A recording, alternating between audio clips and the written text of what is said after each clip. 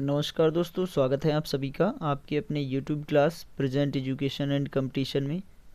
मैं हूं आपका मित्र सत्येंद्र कुमार गौतम। हार्दिक अभिनंदन करता हूं आपके अपने परिवार प्रेजेंट एजुकेशन एंड कंपटीशन में। जैसा कि दोस्तों आपको स्क्रीन पे दिख रहा है कि आज हम पढ़ेंगे कारक प्रकरण, और कारक प्रकरण में दोस्तों हम पढ़ने जा रहे हैं तृतीया विभक्ति, सभी सूत्र हल सहित सागर सर के द्वारा, यानी मेरा ही नाम है।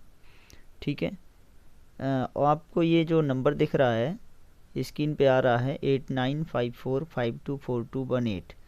इस नंबर पर दोस्तों आप मुझे व्हाट्सएप फ़ोन कॉल्स के द्वारा भी सूचित कर सकते हैं। आशा करता हूं कि मैं आपकी सभी समस्याओं का निदान कर पाऊंगा। ठीक है दोस्तों, लेकिन आपको यार थोड़ा सा ज़रा सोचना चाहिए हमारे बारे में कि हम हाथ से लिखते हैं, लिख करके आपको वीडियो हम प्रोवाइड कराते हैं, हमें कितना मेहनत लगती होगी, और फिर आपको समझाते हैं। आप इतनी यार कंजूसी करते हो कि उंगली चलाने में आपको दिक्कत हो रही, कोई लाइक शेयर कमेंट कुछ नहीं करते हो हैं। कम से कम वीडियो को अपने व्हाट्सएप ग्रुप में या फेसबुक पे तो सेंड करो। ठीक है, दूसरों तक पहुंचेगा, आपके मित्रों का भी भला होगा। ठीक है दोस्तों, हम आपसे कोई दौलत पैसा नहीं मांग रहे। अगर ऐसा होता लाइक शेयर कमेंट करने से कोई यूट्यूबर पैसे वाला हो जाता तो रातों रात, इतने बड़े बड़े यूट्यूबर हैं, यूट्यूब चला रहे हैं, तो वो एक ही रात में करोड़पति बन के बैठ जाते दोस्तों। तो ऐसा बिल्कुल नहीं है। आपको अपना काम करना है, तैयारी करनी है, अच्छे से मार्क्स गेन करने हैं। तो आप वीडियो को देखते रहें, दूसरों तक शेयर करते रहें, और हमें अपना सुझाव लाइक और कमेंट के माध्यम से ज़रूर देखते रहें दोस्तों। ठीक है, आप हमें अपना सुझाव देते रहेंगे तो हम आपको वीडियो प्रोवाइड करवाते रहेंगे, नहीं तो वीडियो प्रोवाइड कराना हम बंद कर देंगे। चलिए दोस्तों, देखते हैं आज का टॉपिक हमारा क्या है भाई। तृतीया विभक्ति कर्ण कारक।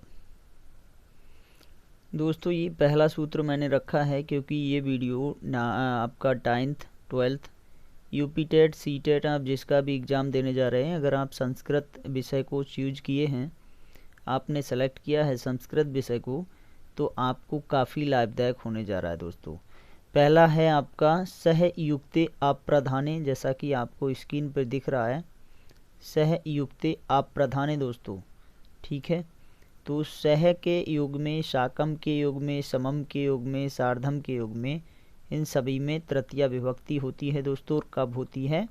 जब कर्ता अप्रधान होता है, तब इन सभी में आपकी तृतीया विभक्ति होती है दोस्तों। ठीक है, सह के साथ के अर्थ में जो है अप्रधान कर्ता के साथ तृतीया विभक्ति का युग होता है। आपको यहाँ एक एग्जाम्पल दिख रहा है, पुत्रेण सह आगतः पिता, पुत्रेण सह आगतः पिता। ठीक है दोस्तों, तो यहाँ पर आप देख रहे हैं इस वाक्य में आने की क्रिया जो है आगता लगी हुई है, के साथ सीधा संबंध किसका है दोस्तों? पिता का है। अतः पिता कैसा है? प्रधान है। ठीक है, पिता कैसा है? प्रधान है, जबकि पुत्र अप्रधान है। ठीक है, तो अप्रधान भूत पुत्र में सहयुक्ते अप्रधाने सूत्र से तृतीया विभक्ति हुई है और रूप बना है पुत्रेण। ठीक है दोस्तों, सहयुक्ते अप्रधाने सूत्र से क्या है? पुत्र में तृतीया विभक्ति का योग हुआ है और पुत्र से रूप बना है पुत्रेण। ठीक है, अतः पुत्रेण में जो है तृतीया विभक्ति का योग है दोस्तों। चलिए चलते हैं अगले टॉपिक पर, अगले सूत्र पर दोस्तों। अगला हमारा सूत्र है, आपको यहाँ दिख रहा है, एनांग विकारः। ठीक है, एनांग विकारः। एनांग विकारः दोस्तों अर्थात एन अंगिना विकारः।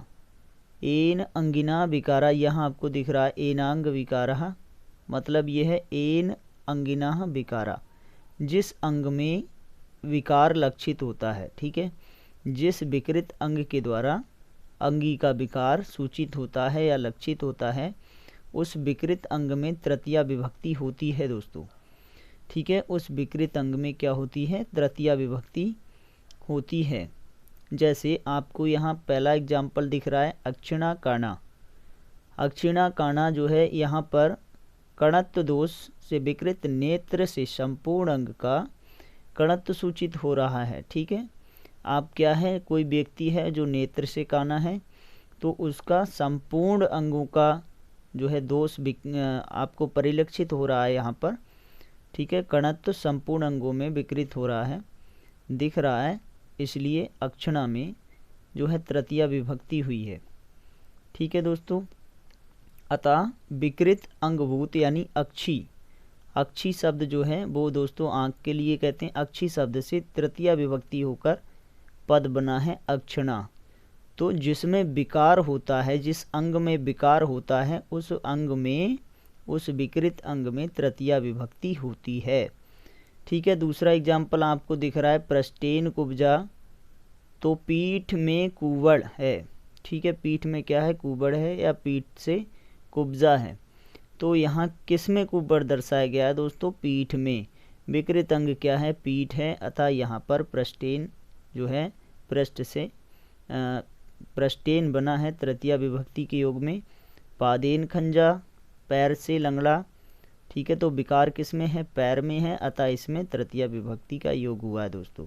चलिए चलते हैं अगले सूत्र की तरफ। अगला यहाँ पर दोस्तों हमारा जो सूत्र है वो है साधक तमम कर्णम। ठीक है, क्या है, साधक तमम कर्णम। ये बहुत ही इम्पोर्टेंट सूत्र हैं जो मैं आपको करा रहा हूँ। ठीक है, कितनी मेहनत लगती है वीडियो बनाने में, आप सोच सकते हैं। वीडियो को जल्दी से जल्दी व्हाट्सएप फेसबुक ग्रुप पे जल्दी से शेयर कीजिए दोस्तों, लाइक शेयर कमेंट कीजिए, हमें अपना सुझाव साझा कीजिए। ओके, साधक तमम कर्णम यानी कि अर्थात क्रिया की सिद्धि में जो कारक, कारक कहते हैं साधन के लिए। ठीक है, सबसे अधिक सहायक होता है उसकी करण संज्ञा होती है। जैसे रामेण बाणेन हतो बाली। क्या है, रामेण बाणेन हतो वाली। ठीक है दोस्तों, रामेण बाणेन हतो वाली जो है वाक्य में आपको दिख रहा है। वाक्य में हन क्रिया की सिद्धि में सबसे अधिक साधन क्या है, बाण है। ठीक है, राम ने बाण से बाली को मारा। किससे मारा, बाण से मारा। किस साधन से मारा गया, बाण एक साधन है जिसके द्वारा बाली मारा गया। ठीक है, तो जो है बाण में तृतीया विभक्ति का योग हुआ है, क्योंकि यहाँ बताया गया है क्रिया की सिद्धि में जो साधन सबसे अधिक सहायक होता है उसकी कर्ण संज्ञा होती है। तो बाण की कर्ण संज्ञा हुई है और तृतीया विभक्ति का योग हुआ है दोस्तों। ओके, चलिए दोस्तों आ गए हैं हम अपने सूत्र संख्या 4 की तरफ। चौथा सूत्र कहता है आपसे इत्थम भूत लक्षणे। क्या कहता है, इत्थम भूत लक्षणे। तो इत्थम भूत का जो अभिष्ट अर्थ है वो है प्राप्त हुआ। ठीक है, क्या है, प्राप्त हुआ, इस प्रकार से प्राप्त हुआ। इत्थम भूत लक्षणे, इत्थम इस प्रकार से, भूत लक्षणे यानी कि प्राप्त हुआ। ठीक है, अतः प्रकार विशेष यानी कि इत्थम भूत का जो लक्षण है यानी जो ज्ञापक है उसमें तृतीया विभक्ति होती है दोस्तों। आपको यहाँ एक एग्जाम्पल दिख रहा है, जटाभि तापसा। जटाभि तापसा, यहाँ तपस्वता, तपस्वता क्या है यानी कि तप क्या है, इत्थम भूत है, क्योंकि जटाओं से तपसी होना सूचित हो रहा है। भाई आप अभी मान लीजिए कि अब मैं हेड मास्टर हूँ किसी स्कूल का, तो आप क्या करेंगे, अच्छे वीआईपी कपड़ों में सूट बूट पहन के जाएंगे, तो आपसे लोग कहेंगे आइए आइए गुरुजी बैठिए, सर जी बैठिए। ठीक है, और अगर आप 5 साल तक अपने बालों को बड़ा कर लें, पीले कपड़े पहन लें, तो वही व्यक्ति आपको पहचानेगा नहीं, कहेगा आइए साधु महाराज बैठिए। फिर वो आपको मास्टर साहब नहीं कहेगा। क्यों नहीं कहेगा, क्योंकि आपका लक्षण जो है वो बदल गया है। ठीक है, तो इत्थम भूत लक्षणे जो सूत्र है उसमें तृतीया विभक्ति होती है। ठीक है दोस्तों, समझ में आ गया होगा आपके। ओके, उसका लक्षण या ज्ञापक चिन्ह जो जटाएं हैं, अतः लक्षण भूत जो है चिन्हवाची ज्ञापक यानी कि जटा में तृतीया विभक्ति हुई है और शब्द बना है जटाभि। ठीक दोस्तों, आप समझ गए होंगे कि लक्षण में तृतीया विभक्ति का योग होता है। चलिए दोस्तों आ गए हैं हम अपने सूत्र संख्या 5 की तरफ, और ये सूत्र संख्या 5 है हेतव। ठीक है, सूत्र संख्या 5 क्या कहता है? हेतव।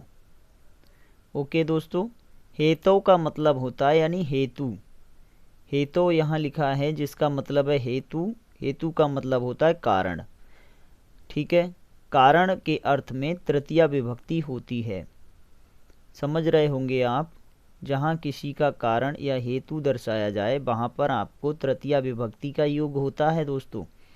ठीक है, यहाँ आप एक एग्जाम्पल देख रहे हैं, उदाहरण दंडेन घटा। यहाँ पर घट के बनने में दंड हेतु है। भाई आप जो चौक चलाता है कुम्हार, वो किससे चलाता है? डंडे से चलाता है, दंडे से चलाता है। ठीक है, तो घड़ा बनाने में काम कौन कर रहा है? भाई कारण क्या है? किससे बनना है? डंडे की सहायता से बनना है ना। तो दंडेन घटा। ठीक है, हेतु क्या है? दंड है या नहीं है? हाँ भाई, दंड है। ठीक है, कारण क्या है? दंड है, तो दंड में तृतीया विभक्ति हुई है दोस्तों। आपको नेक्स्ट एग्जाम्पल यहाँ दिख रहा होगा, पुण्येन दृष्टो हरि। पुण्येन दृष्टो हरि यानी कि पुण्य के कारण हरि को देखा। ठीक है, यहाँ पर हरि को देखने में क्या है? पुण्य हेतु है। यानी कि कोई व्यक्ति है हरि के दर्शन कर रहा है, तो वो सोच रहा है मेरा पुण्य हो जाएगा।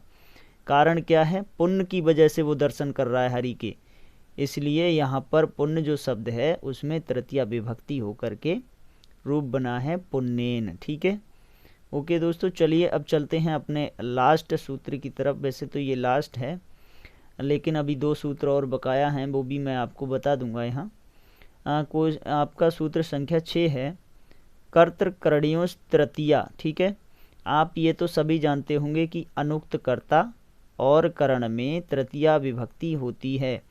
जैसे रामः कलमेन लिखति, राम किससे लिखता है? कलम की सहायता से लिखता है। साधन कौन है? भाई कलम है। किससे? लिखने का काम किससे हो रहा है? कलम से हो रहा है। ठीक है नहीं। और रामेण बाणेन हतो वाली, ये भी इसका एग्जाम्पल हो जाएगा। ठीक है, तो ये साधन जो है, राम ने बाण से बाली को मारा, बाण से मारा। ठीक है, तो आपका राम कैसा है? राम कैसा है आपका? और आपका कलम कैसा है? ये क्या है आपके? बताइए। करण क्या है? यानी कि साधन क्या है? बाण है। और राम क्या है? यहाँ अनुक्त करता है। ठीक है, तो यहाँ पर आपकी तृतीया विभक्ति हुई है दोस्तों। चलिए 2 सूत्र बचे, वो आपको मैं अभी बता दे रहा हूँ दोस्तों। 2 सूत्र जो हैं वो हैं आपके, एक सूत्र तो दोस्तों आपका होता है तृतीयार्थे। तृतीयार्थे, तृतीयार्थे में जब अनु से तृतीया विभक्ति का अर्थ प्रकट होता है तो अनु की कर्म प्रवर्चनीय संज्ञा होती है। ठीक है, ना कि गति और उपसर्ग संज्ञा। और दूसरा जो सूत्र है वो अपवर्गे तृतीया है। अपवर्ग का अर्थ है फल की प्राप्ति हो जाना। ठीक है, निरंतर प्रयास होने के बाद फल की प्राप्ति या कार्य की सिद्धि का जो बोध कराने के लिए कालवाचक और मार्गवाचक शब्दों का अत्यंत संयोग होता है, यानी कि समीपता होती है, तो वहाँ पर तृतीया विभक्ति होती है। ठीक है, जैसे अग्न्या क्रोशेन्वा। ठीक है, अनुवाको अधीता, यहाँ कालवाचक है और अग्ना एवं मार्गवाचक है।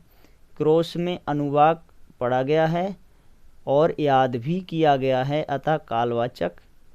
अग्ना एवं मार्गवाचक क्रोशम शब्द में तृतीया विभक्ति हुई है दोस्तों।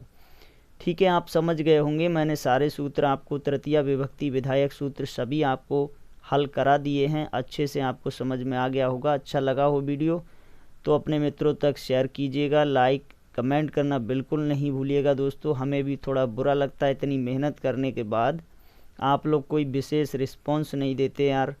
बताइए ये क्या तरीका है? ये बात बहुत अच्छी नहीं है। आप मूवीज़ देख सकते हैं फ़ोन पे, आप टाइम पास कर सकते हैं, लेकिन एक उंगली चलाने में आपको दिक्कत हो रही है। ऐसा बिल्कुल नहीं करना है। हमारी समस्याओं को भी समझिए और अपने आप में भी सुधार कीजिए। कहीं ना कहीं वैसे तो आप बहुत बड़े वाले डॉट डॉट डॉट हो, ये भी हमें पता है। चलिए खैर छोड़िए इन सारी चीज़ों को, मिलूँगा अगले टॉपिक में, चतुर्थी विभक्ति। ठीक है दोस्तों, तब तक के लिए मुझे दीजिए विदा। नमस्कार, जय हिंद, जय भारत।